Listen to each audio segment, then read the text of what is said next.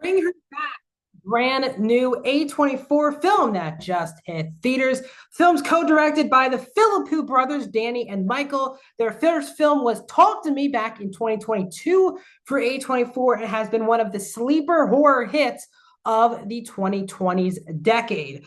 This film stars Billy Barrett as Andy, and as well as his sister in the film, Piper, who's played by Sora Wong. Beginning of the movie, their father passes away, and they are left up for adoption. They are picked up by Laura, who's played by Sally Hawkins. But when Laura takes those two kids back to her place, things start to get out of hand as plans are revealed on why Laura wants these two specific kids at her home. Also in the film, as Oliver, is Jonah Wren Phillips, another adopted kid who Laura has, who is a bit off and does some questionable things throughout the film, which challenges our main characters. The film is an hour and 44 minutes and is rated R. Welcome back, everyone, to a brand new review here on Max Talks Movies. My name is Max Dinnenberg. We're talking Bring Her Back. If you're new to the channel, guys, please hit that subscribe button and ring that bell. We just passed 300 subscribers, so please hit that subscribe button. I do movie, TV show reviews, out-of-theater reactions, box office breakdown shows, and movie franchise rankings. Also, guys, please hit that thumbs up button. One of the best ways to support YouTube creators like myself is by hitting the thumbs up so more people can check out my videos.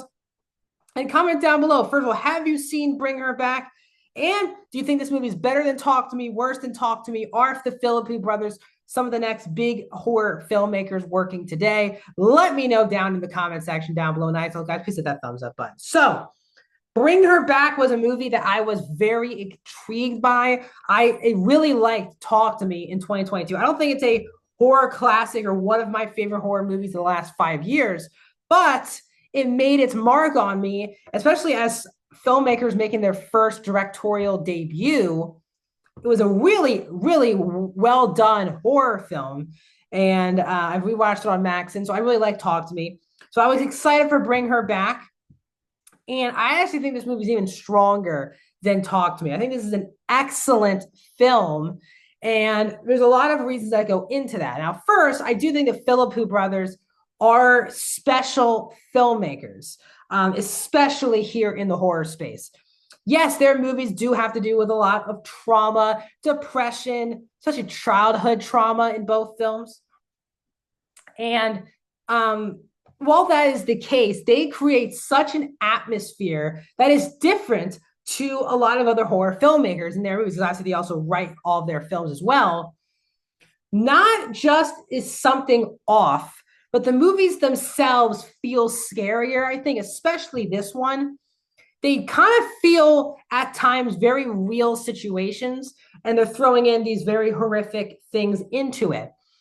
And everyone has a nightmare where you go to a stranger's house, or even when you're an orphan, you go to a new family and you think either the best thing could happen for you when you go to this new family or the worst. And the moment Sally Hawkins' character is introduced to the movie, something really feels off. Now, I want to give a lot of credit. Sally Hawkins has been a really good actress for a very long time, obviously was the lead in Shape of Water, but really that post Shape of Water hasn't really gotten any major roles since then. And Shape of Water was nearly 8 years ago. This for me was easily her best performance of her career. She is phenomenal in this movie because she's playing a despicable human being, very villainous character, but her whole performance is that she's never worried, she's never freaked out, she is very much in the moment, gleeful in 95% of her performance. If she's at a funeral, she's smiling, trying to help people out. If she's a very gleeful, villainous character without having a very over-the-top, mustache-twirling laugh. It's a very authentic way, and it lets you in on maybe there's a reason why these kids should be able to trust her very quickly, because she does at times seem like a very comforting person for them, especially following such a really, in this case, a horrific childhood that these two kids grew up in. You can understand why maybe someone like her could take advantage of that. But she's really, really good in this movie and makes this movie, in my opinion, as good as it is. But as I said, the Philippou brothers also create such a great atmosphere, great effects. The film is not a lot of sets are in this movie, but it feels much bigger than that.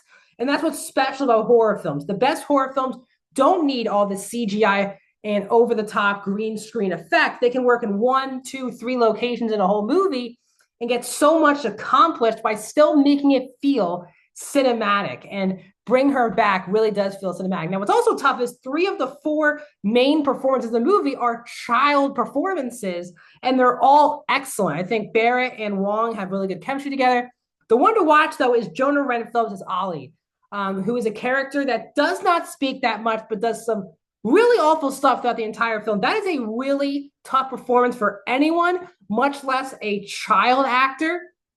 And he was excellent in the movie. He is maybe the most terrifying part at times, part of the entire film. Now, yes, a lot of credit goes to the makeup and the effects they do with his body and stuff, but the performance is excellent. And he's one to watch, I think, for years to come. But this movie is very intense, edge of your seat. You kind of feel something is off right away. And it's a very disturbing film. I think that's one way to put it. Yes, it does have some gore and some violence into it, but that's not why the movie is disturbing. It's the story, it's the way the characters are interacting, why this movie is so disturbing. Now, on a negative level, I do think the movie is very slowly paced for the first 2 acts, which I am all for, especially in horror. I did feel like the payoff was quite rushed. It kind of just bam, it happens in like a minute or two, and you're kind of like, they set up the first hour and 20 minutes of this movie, and then boom, the ending happens, and we cut to credits. The ending, I think, could have worked if they let it breathe even more. I think the ending it didn't just hit home for me. If the ending really hit, this probably could have been my favorite movie of the year, or one of my favorite movies of the year. I do think the ending not hitting a home run, it hit a double. It was a solid ending. It just, for me, was really rushed, and it didn't let me sit with my thoughts enough in the moment. Afterwards, sure, but in the moment, I wanted kind of to think a lot more, and then the credits started rolling, so that was kind of disappointing. But guys, overall, I highly recommend Bring Her Back, the newest A24 horror film. So overall, guys, I'm giving it a 4 out of 5 stars and 82%. What are your thoughts on Bring Her Back? Let me know down in the comment section. Like the video, subscribe, and I'll see you guys soon.